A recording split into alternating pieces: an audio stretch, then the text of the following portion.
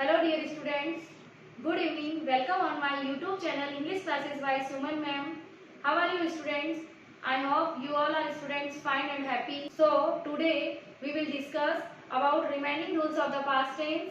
Let's start without delay. Rule number 5. Before तथा after से जुड़ने वाले sentences में यदि एक sentence past indefinite tense का होता है तो दूसरा sentence past perfect tense का होता है। तो स्ट्रक्चर देखते हैं। Subject plus had plus V third plus object plus before plus subject plus V two plus object. तो बच्चों देखिए इसमें हमने क्या देखा कि यदि सेंटेंस के, इसको अपन सिंपल मैनर में समझते हैं, यदि सेंटेंस के बीच में बिफोर दे रखा हो तो बिफोर से पहले वाला सेंटेंस अपने साथ में क्या लेता है, पास्ट परफेक्ट टेंस का यूज होता है, और बिफोर के बाद वाले सेंटेंस में past indefinite tense meaning V2 का यूज होता है। देन सेकेंड, यदि सेंटेंस के बीच में आफ्टर दे रखा हो तो आफ्टर से पहले वाला सेंटेंस अपने साथ में पास्ट इंडेफिनिट टेंस को इंडिकेट करेगा। देन आफ्टर के बाद वाला सेंटेंस पास्ट परफेक्ट टेंस को इंडिकेट करता है। तो देखते हैं अपन एग्जांपल।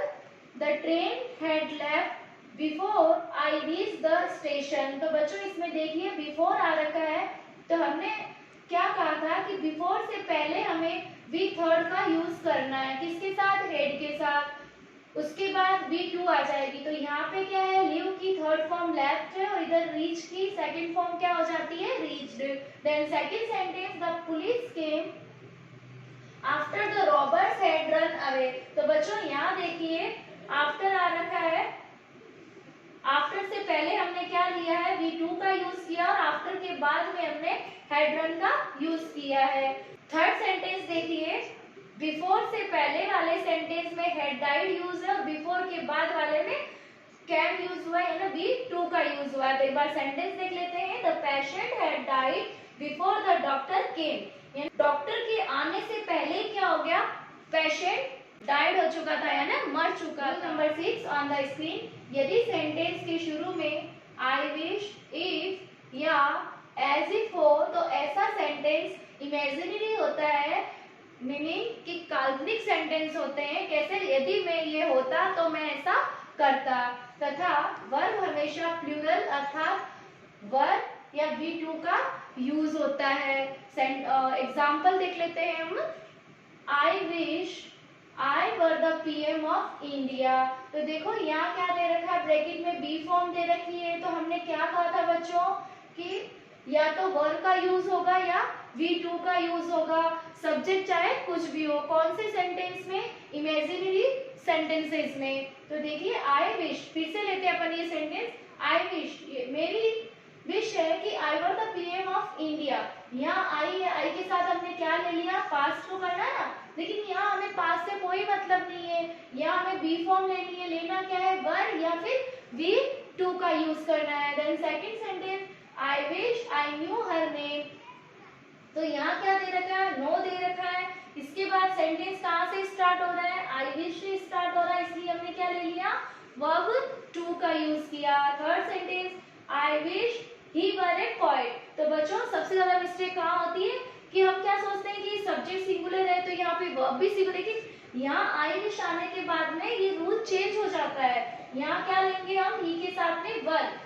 इसका रीजन क्या है कि सेंटेंस हमारा किससे शुरू हो रहा है, या तो आई विश से शुरू हो रहा है या इफ से या एज इफ से। 7 ऑन द स्क्रीन, यदि टाइम से पहले फॉर, सिंस, ऑन हो तथा सेंटेंस पास्ट टेंस में हो तो had plus been plus V1 plus ING का यूज करते हैं। तो चलिए एग्जांपल देखते हैं।